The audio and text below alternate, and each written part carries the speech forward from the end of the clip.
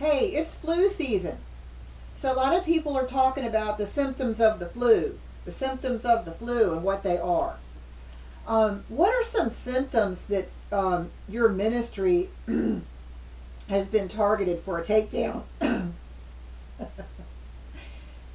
sometimes, sometimes there's great swirling confusion that swirls over your ministry, and that people were friends are all confused and can't even be friends anymore. Like some lies have been released, and there's an undermining going on, and there's a weariness. And you sit there one day and you go, wow, we spend 99% of our time worried about this one lady, and all these other people who want ministry, who are yielding their hearts, who are full of love, they're wanting to Jesus to heal them, they're all being neglected, while we are all totally absorbed with this one person over here that's sowing seeds of confusion over the whole ministry. Sometimes the confusion is so thick when your ministry is ripe for a takedown that you can't see what's going on. I was reading in the Bible about Paul and the Christians were walking around, and they had this slave girl that had a spirit of divination on her, and she was following them and saying, these are men, these are godly men, and she was saying the truth. But at one point, Paul even had to turn around and say, go, because she was bringing confusion. There's still confusion over that today.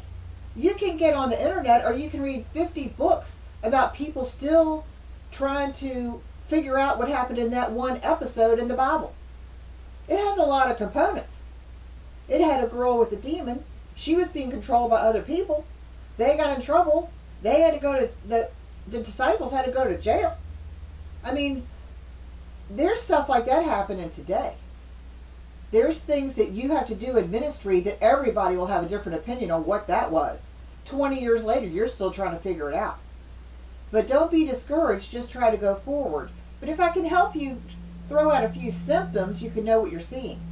I was talking earlier about asking your pastor shepherd to use his godly eye of discernment to discern the wolves from the sheep. And he can help you and say, no, enough of this. Enough ministry going in this direction to this one person. I was thinking today about what are we called to do as Christians? We're called to preach the gospel. We are called to preach the gospel well so that people can decide if they want to choose Jesus or not. That doesn't necessarily mean that you as a healer have to jump into somebody's life who's going to take you on a ride, playing you out, running the gas out of your car while their life of dysfunction, they're enjoying sucking the air out of you. They're enjoying wearing out your ministry. Preach the gospel to them, get hard with them if you can, and let them go. You've done your work. If they are not repenting, or if they are choosing to stay so pitiful, you just get, this is what happens. There's the symptom of the flu. You and your friends who are doing ministry will get to the point where thinking, does this person even want God? Is this person playing us? And just about the time you're ready to throw some hard boundaries to this person, the most pitiful things will occur in their lives, and then they'll suddenly flip over and be such a victim again, playing on your mercy gifts.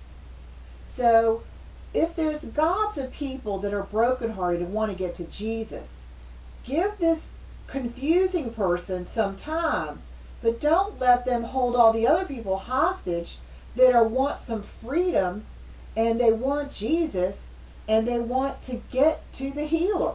So I'm just encouraging you to recognize the symptoms of the flu, and that swarming confusion is one of them. I'll tell you a little story from another, it's not a Christian ministry, but this hairdresser told me one time about a hair salon in another county. they got a receptionist, and the hair salon was a healthy business. People liked each other. The owner got along with the stylist. They hired a receptionist. The receptionist had a package of evil gifts and a lot of evil energy where she decided she wanted to undermine that business. Well, they couldn't figure that out for years later. So what were some of the things that this receptionist did? Well, she put a wedge between everybody. She would do little lies on the side. She got the owner to be divided from the stylist.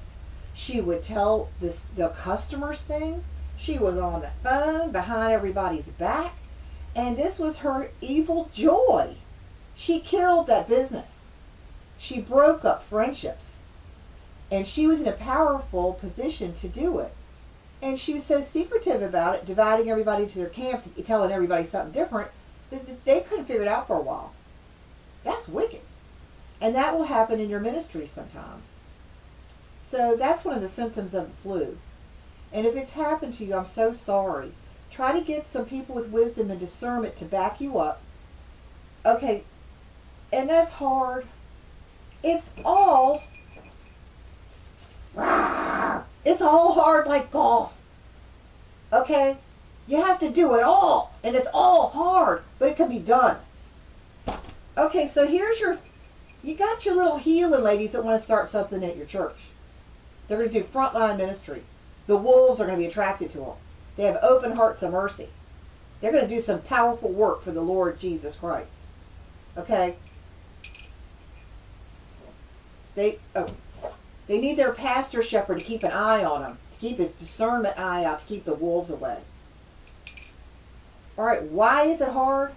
These women have to convince this man that the need is there for the healing. He can't protect them if he doesn't think the ministry is important.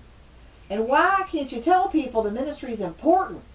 Because you can't blab your big old embarrassing abortion story out there in public. So, roar!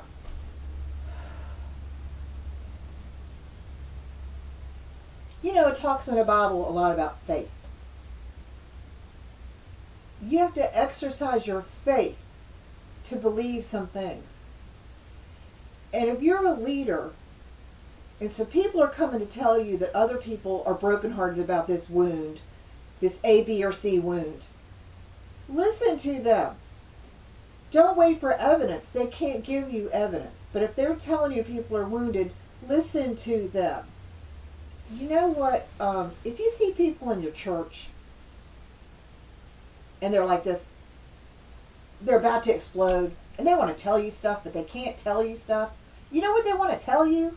When their successful healing ministry is going, but it still has to be hidden because the enemy is so evil. He wants everybody to keep their story quiet, and you can't just go to church and sit around the fellowship hall and go, oh yeah, I had an abortion, and then Jesus did 25 things, and I've had 25 deliverances, and I'm happy and whole, and he healed my marriage. Because you can't do it because it's a shameful, embarrassing topic. So the people that are ministering to the post-abortive people cannot come back to your church and tell you 6,000 testimonies of the people that they are seeing with their actual eyeball who are having deliverance. They're getting free. They're getting saved. They're bringing their family in, and they can't tell you it's all coming from their secret ministry. You, by faith, have to believe that there is mighty works of God that are going on in rooms that you have no access to. Leaders, leaders, leaders, help the healers, help the people. They might not be able to give you a public report. You might not be able to throw a big banner in front of your church and say, woo-hoo, look at all the people we're reaching. You just have to humble yourself and before the Lord and believe that the Lord is doing his work. And you might not get the glory for it here on this side of heaven. But please cooperate with the people that want to come and minister to the hidden broken. So, to finish that rant, if the healing ladies can get the support, or healing men can get the support of a pastor, or the men leadership in the church, they can do ministry. But if they can't convince the leaders that the ministry is needed, well, there's why all your parachurch ministries have sprung up. I'm sorry, but that's the hard truth. My heart is for the healing of the Lord Jesus Christ to take place in the church. The parachurch ministries have sprung up because the church was so didn't see the need, or they wouldn't make a public announcement to call the healers together. The healers are there. No one will make the call to gather them. No one will help them find the training. The healing should take place in the church.